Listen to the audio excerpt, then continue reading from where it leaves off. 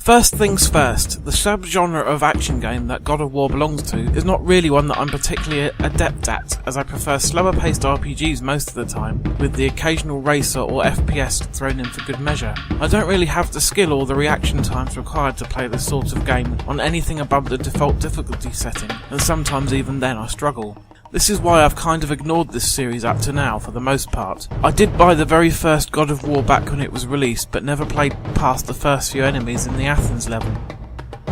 That's not to say that the game doesn't hold any appeal to me. I do like the setting within Greek mythology and the fact that you get to beat the crap out of hydras, gorgons, harpies, minotaurs and a plethora of other well-known beasties. You also cross paths with many of the familiar gods, and this is the main way that your character, a Spartan named Kratos, gains new abilities. From an electrical attack bestowed by Poseidon to a powerful blade given to you by Artemis, new skills are doled out at a steady rate throughout the levels, which helps keep things interesting. Slaying enemies causes them to drop red orbs, which are used to power up these abilities further and grant new button combos.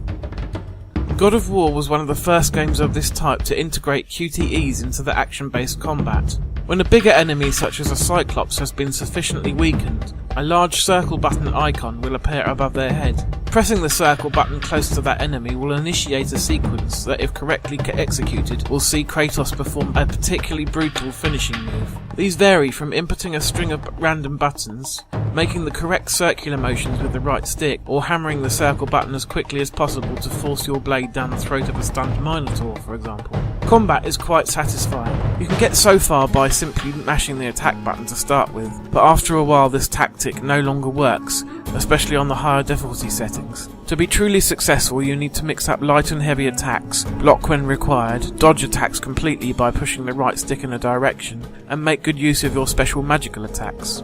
Now, let me cover the presentation. The graphics still look very good today, and the HD remake on the PS3 almost looks as good as a game that were specifically designed for that platform. This is largely due to God of War having some great art direction and level design in the first place, which still holds up under scrutiny today. I do feel, however, that the game peaks a little early. The Hydra sequence in the very first stage is spectacular, and it takes quite some time for the game to match this set piece again. I've yet to complete the entire game, however, so I don't know entirely what it has in store for me. I've just got to the Temple of Pandora, which I heard can be annoying to complete.